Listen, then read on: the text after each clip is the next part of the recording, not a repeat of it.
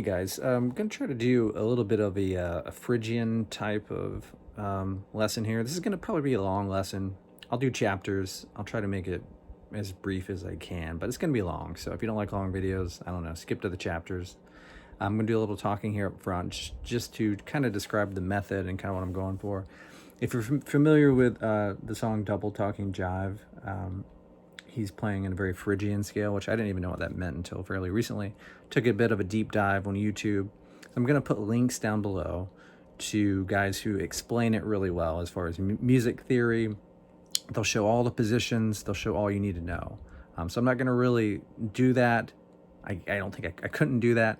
I'm going to take what I learned from that and how I apply it to playing like Slash or in that kind of vein, and do the best I can with kind of trying to demonstrate how you can kind of take that. Again, you can go back, I'd recommend going back and watching their stuff because they'll show it very detailed with tabs and such, so you can watch that and you can kind of map out on the fretboard where these notes are. I'm going to kind of show the scale, how I'm using it, what little tweaks I've made, and how it kind of fits within the broader context of maybe playing pentatonic and playing to a song like Double Talking Jive. So that's going to be the goal here. I'm going to play over a looped kind of backing track of me just playing E, F, G, kind of the way that song ends, you know, that kind of flamenco ending to Double Talking Jive. It's very classic kind of flamenco sound. Just the...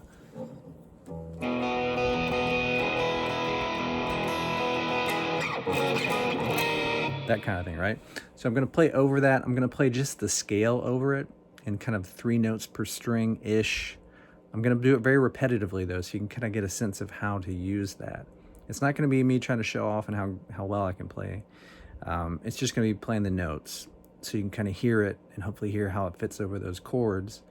And then maybe I'll kind of demonstrate how you can start trying to kind of add in little slashisms and actually solo over it.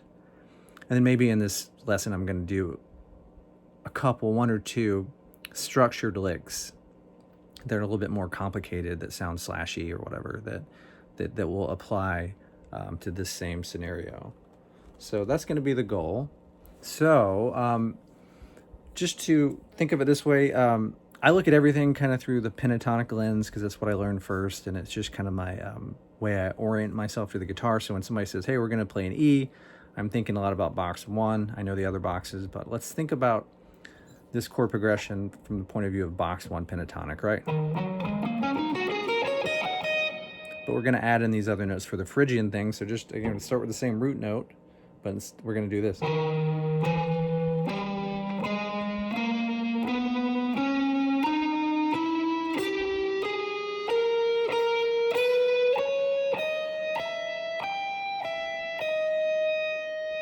So hopefully you saw, and some of those were kind of repeated notes because I'm duplicating it like this. But it's just easy for me to kind of structure my fingers in that kind of way, and honestly, I even do it this way a lot, like go to the second string here instead of reaching up here. Okay. So you go.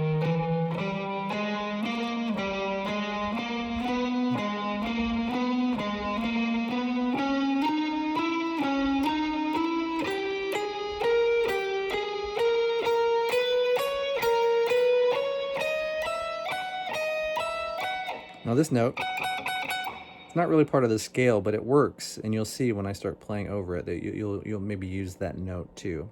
But I guess technically it's the scale would be, or,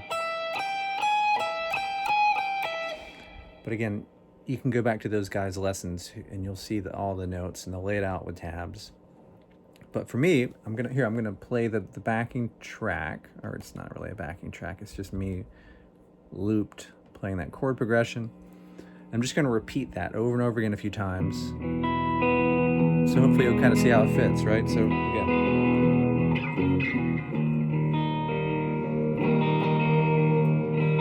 on the root there,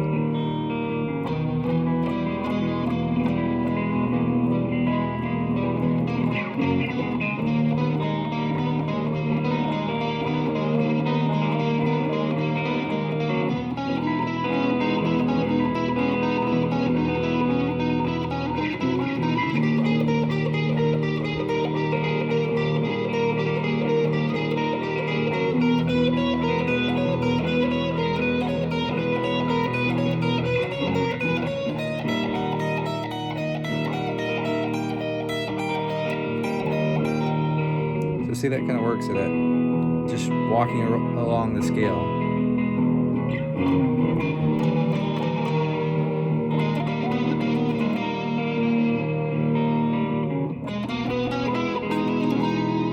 Not doing anything fancy here. I'm just trying to do some minor licks, basic licks, using that scale just to get the vibe, right?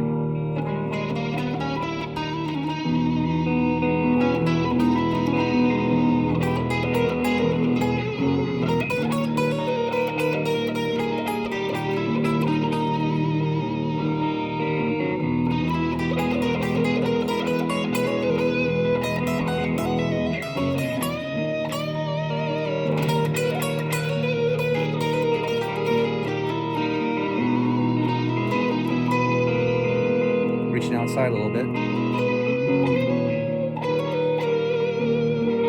Back into the kind of box one.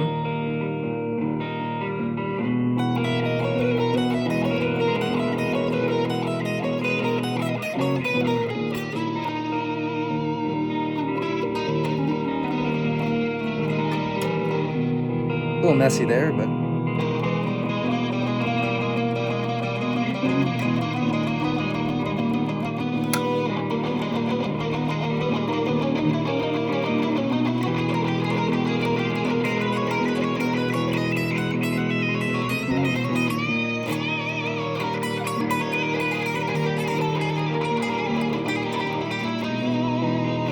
so anyway, pause that.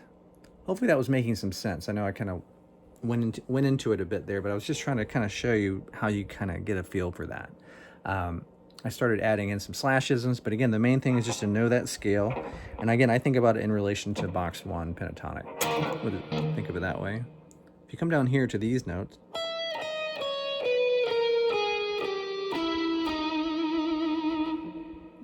again, you're just kind of opening up another little location that you can do some stuff. I'm not going to explain that whole scale. And I may not even know the whole thing. I just have figured out these notes, and they just work well in that position, right? So if you're kind of doing the thing that we just did, you can come down to here.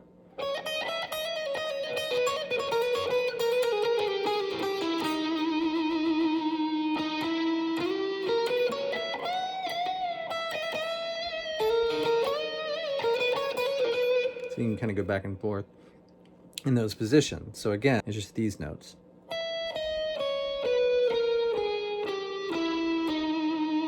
I guess you can keep going.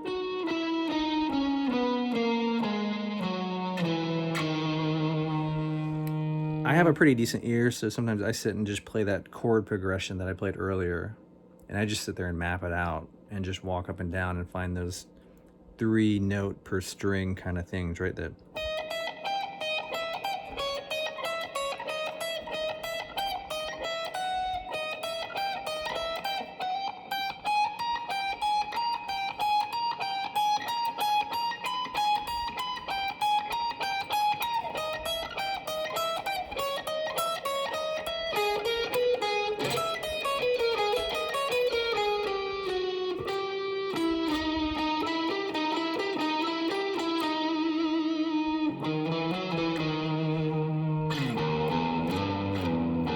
right? So you can kind of, that's a good way to think about it too.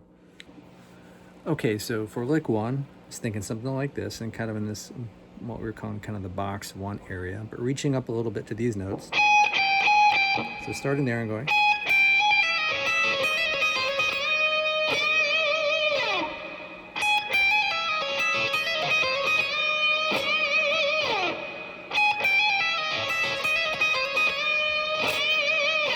I'll just do it a few times here.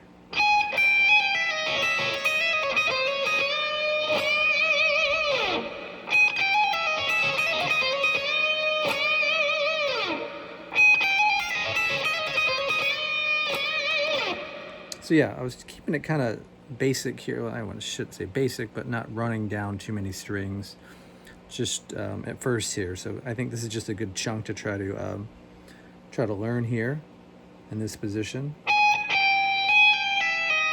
That's the first part.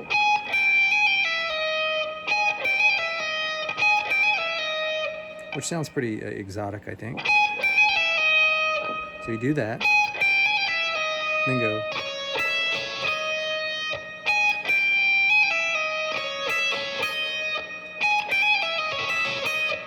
So that's the first part. Then I go, just add a little quick hammer on there.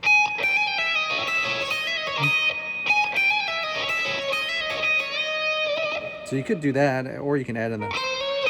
So again, the little variations you can add here that aren't that important. Hopefully you're just kind of, these are just ideas that you can get to kind of make up your own licks, or you can copy them exactly, whatever, but...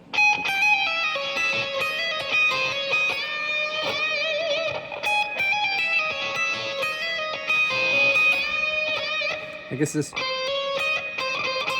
that note might not be in the Phrygian scale. I'm not sure, but it definitely works over the chord progression if you play that.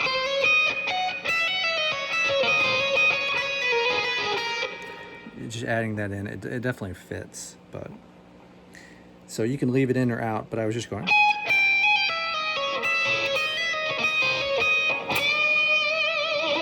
So that's lick 1. I'm not going to consider this lick 2, but I'm just going to show you how you might continue on down that same vertical pattern in that scale 1. So like if you were to continue with that same lick,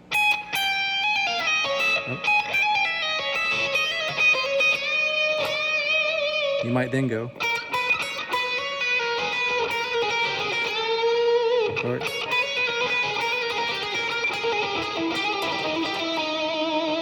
yeah, that's better. So.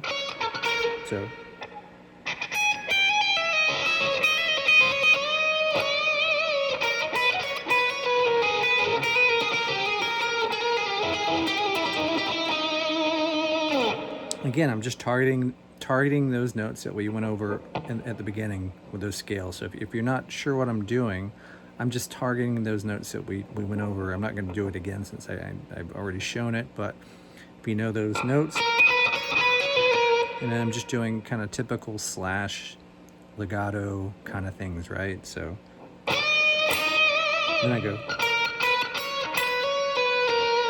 That was the first part.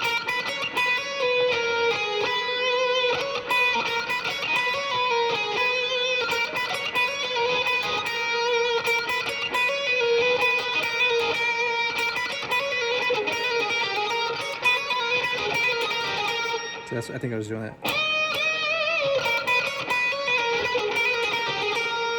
Then jump to here.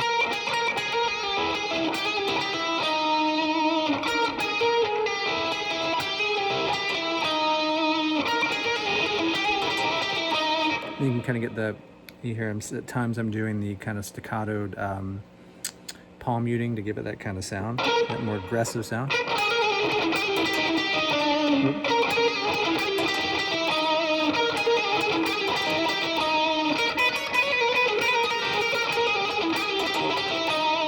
So that was meant to be just a bonus of a way continuing on with that first lick, which was again.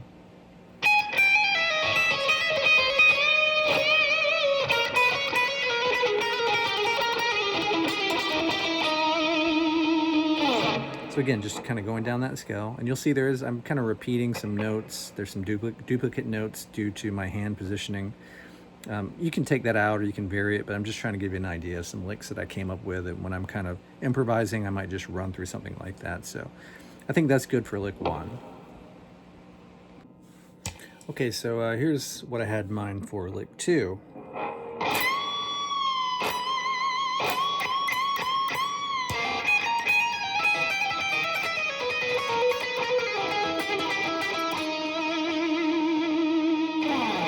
Try that again.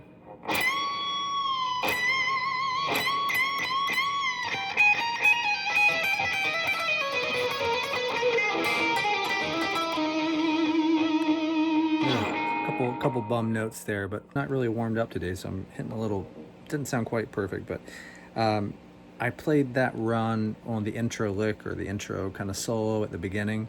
It's one I came up with kind of just descending down the scale. I know I haven't reviewed that scale at the beginning. I kind of focused on this box 1 kind of thing, but this is almost analogous to, if you think of like box 1, 2, and 3 pentatonic. kind of think of it that way. A little bit different, but I'll just show you the notes I'm using and then kind of how we're doing it. The notes are, again, here's box 1, right?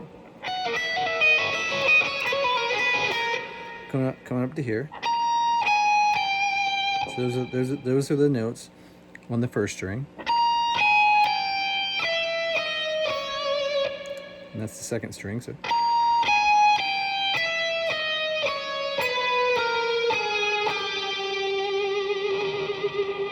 So again.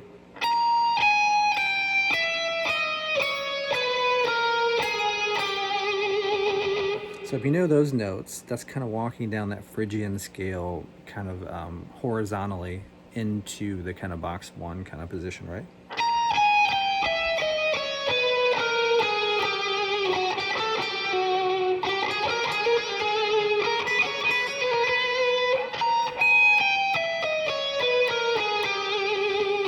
So yeah, that was kind of the idea. Obviously, those scales have more notes in them, but for the sake of this lesson, again, you can go back and watch those other links that I've provided where those guys are going to teach the whole scale and everything. But just as far as a lick that works going within that pattern, I'm targeting those notes that I just showed, but just adding in some little legatos and kind of licks, right? So I basically did a big bend here at like the 20th fret, which you don't have to do, but that's just how I kind of led into it, right?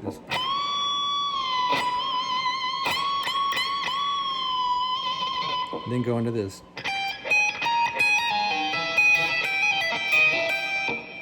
That's kind of the first chunk before I proceed down to the next step.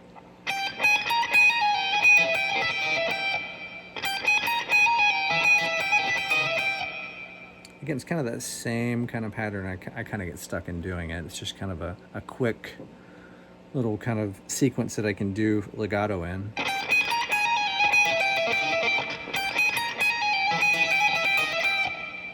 So that was the first part.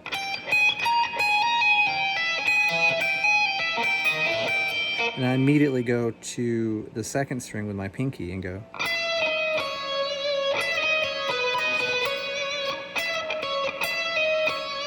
So again, it's that going down that scale, right? Here we go. Just a series of little pull-offs with, and then grabbing the third string with the ring finger. And I'm doing that alternating picking with the stacking kind of thing with the ring finger, right? So.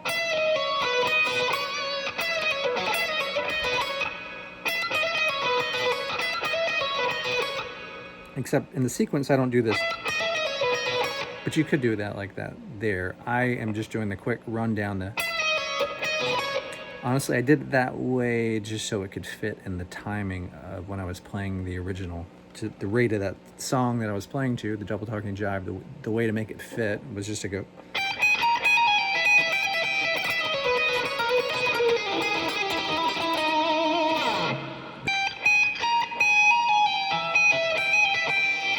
Oh.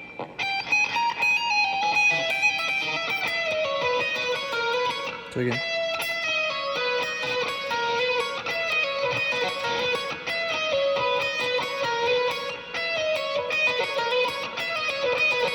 I'm just repeating it so you can see what I'm doing, hopefully, and it's up real close, so hopefully you can see what's happening if I do it repetitively and slowly.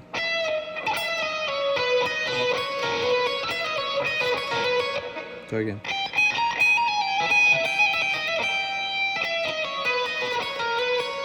Then we go. On the third string, that's the last final bit to this run.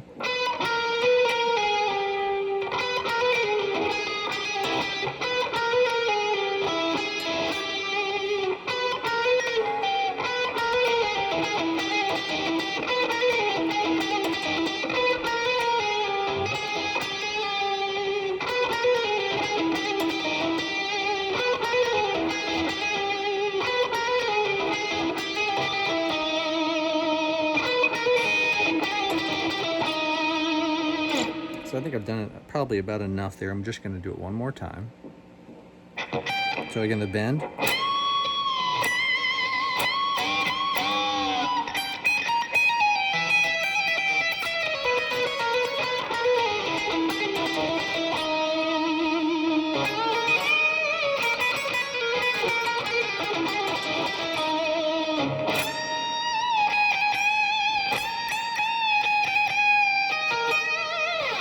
added in a little bit more there just to show you kind of where you can go with it, right?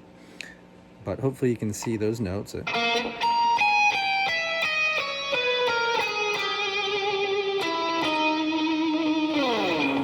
yeah, I think that's good for lick 2.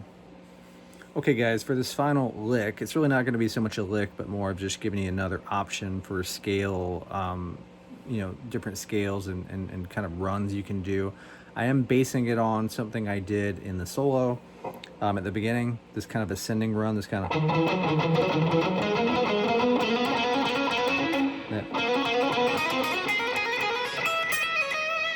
That's pretty sloppy right there. So the reason it's sloppy is because when I played that on that beginning part, it turned out pretty well, but I was kind of winging it, really, honestly.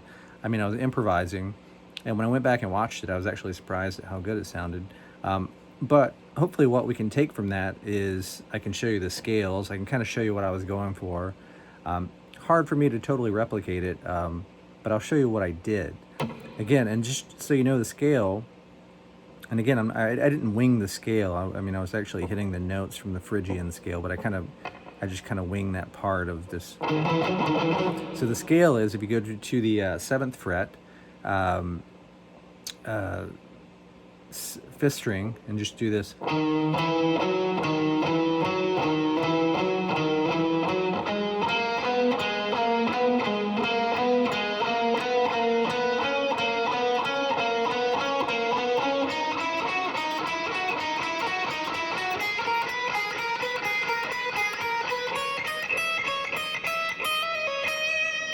So I was just running through that in a repetitive way, just so you can kind of make sure you know where those notes are and kind of how it sounds, right? Just right?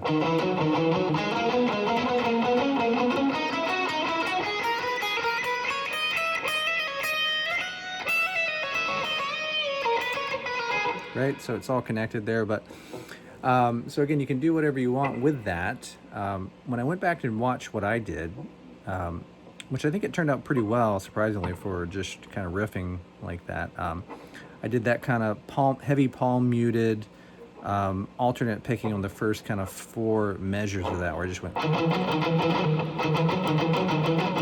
Did that 4 times.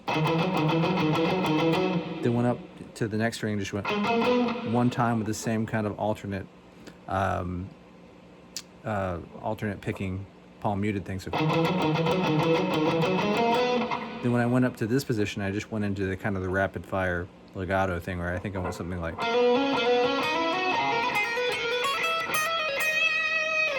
So there's different ways you could do it. You could just go.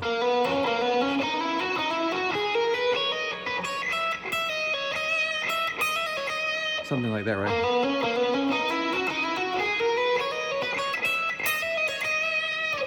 Number of ways you can do it, right? I'm just trying to kind of show. I mean, the main thing is that you know those notes, right? So if you do the legato thing, right, it's just that 1 pick per string, 3 notes per string, 1 pick, right?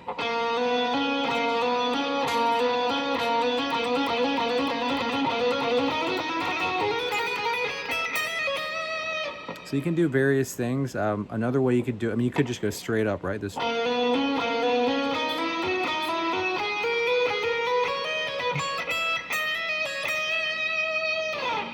Again, it's just improvised, just with the idea that it fits over that solo, right? But again, I just went.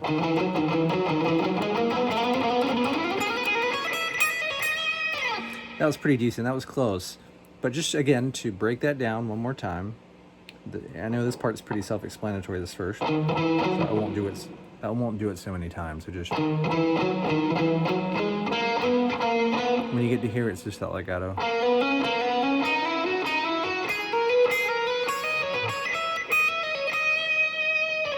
Or something like that, right? Some other ways, instead of just going, you could go something like.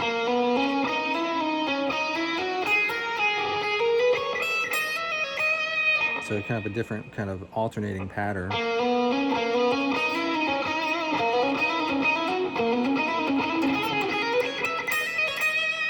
So there I'm just going.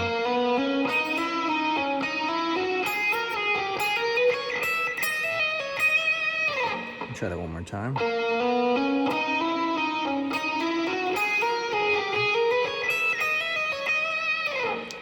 So anyway, I'm going to stop there. Thanks a lot, guys. I know this has been a long one, so hopefully those of you who've stuck with it have got something out of it. So, all right, take care.